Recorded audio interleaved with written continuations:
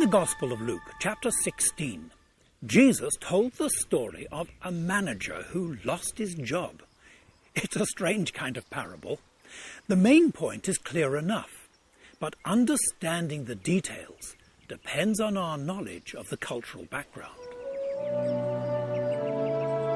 During the time of Jesus, the olive trees of Judea produced abundant olive oil. But the farmers faced a problem. A crop of olives could not be sold and turned into cash until after the harvest, and in the meantime there were bills to be paid. This gave Jesus the setting for a parable. The story was about a manager whose business it was to lend the farmers money. He was employed by a rich man who wanted to lend money and, of course, to make money. But the law of Moses would not allow them to take interest from another Jew. So the farmer had to sign a note, promising the lender a share of the harvest, equal to the principal plus the interest. It was not quite respectable, and that's why the rich man had employed this manager who would handle the contracts. But today he was angry. "What is this complaint I hear about you? Wasting my money? You've lost your job as manager. Close the books, put the accounts in order, and then bring them to me." The manager faced a hopeless situation. He had nowhere to go and no friends to help him. The man was not physically strong, so to work as a farm labourer was impossible. And in this situation, nobody would employ him again as a manager. He was too proud to beg. Somehow, he must find a way out. For a few hours, he still had control of the business, and he was clever. He could not rob his master, but before he turned in the accounts, he could make some changes. The changes would be perfectly legal, and in fact, most people would be very pleased. The answer was so simple, so obvious. He must act quickly, very quickly. He would stay in the office, and one by one he would send messages to the farmers. Just one at a time, he would ask them to visit him, and he would have a surprise waiting for them. Olive crops were a risky business, so to borrow cash valued at 50 measures of oil, the farmer would have to pay back 100 measures, 2 times what he had borrowed. The olive grower came immediately. He knew there must be a problem, but the manager seemed friendly enough. "How much do you owe my master?" he said. 100 measures of oil. Why was the manager asking a question like this? After all, it was the manager himself who had fixed the amount. "Take your bill and change it. Write 50. It was a free loan. The interest had been removed. The olive grower could hardly believe his good fortune. Why the manager had been so generous to him, he could not imagine. But what he owed the lender had just been cut in half.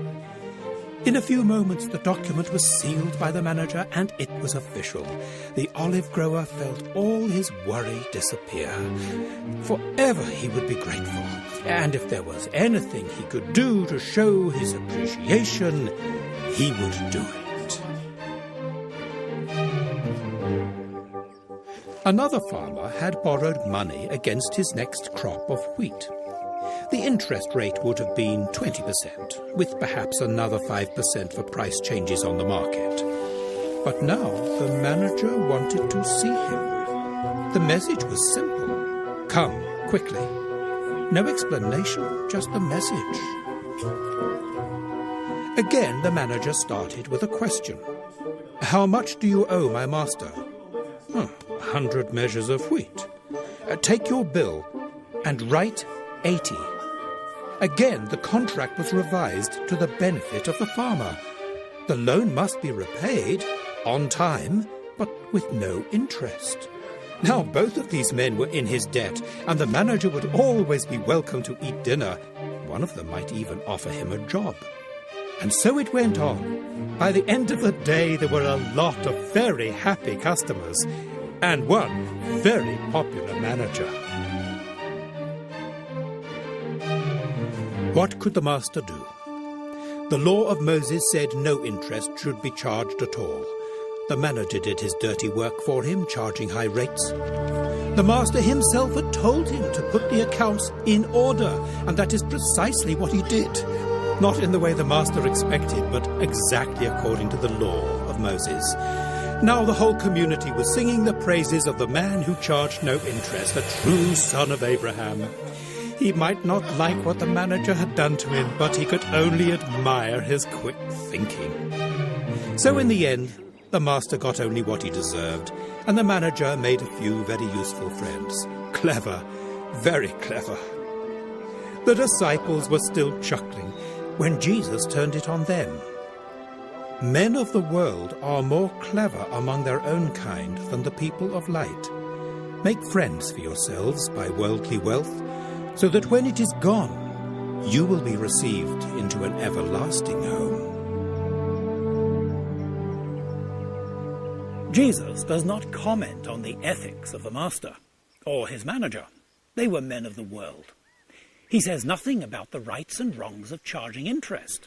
What he does say is this: the manager was clever, and for a short time he had control of a lot of money. When he lost his job, he knew he could not take the money with him, so he used it while he could to make friends for himself. During this life, we too have control of a limited amount of money. When we die, we cannot take it with us. So while we have it, we need to use it wisely. Now, this does not mean that we can buy our way into heaven. It simply means this: our opportunity for doing good in this life is very short, but we can use what we have to be a blessing to other people. And in the future, that blessing will come back to us. Obeying God and doing what we can to help others is beyond value. Well, that's obvious. And yet some of us seem to ignore it.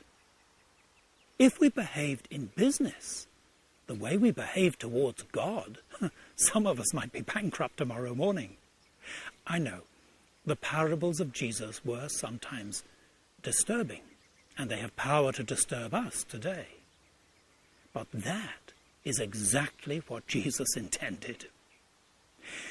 Thank you for being with us for this series on the parables. I hope you've enjoyed it. Please join us again in our next series, which we will call The Path of Jesus. It's number 4 in the series. God bless you.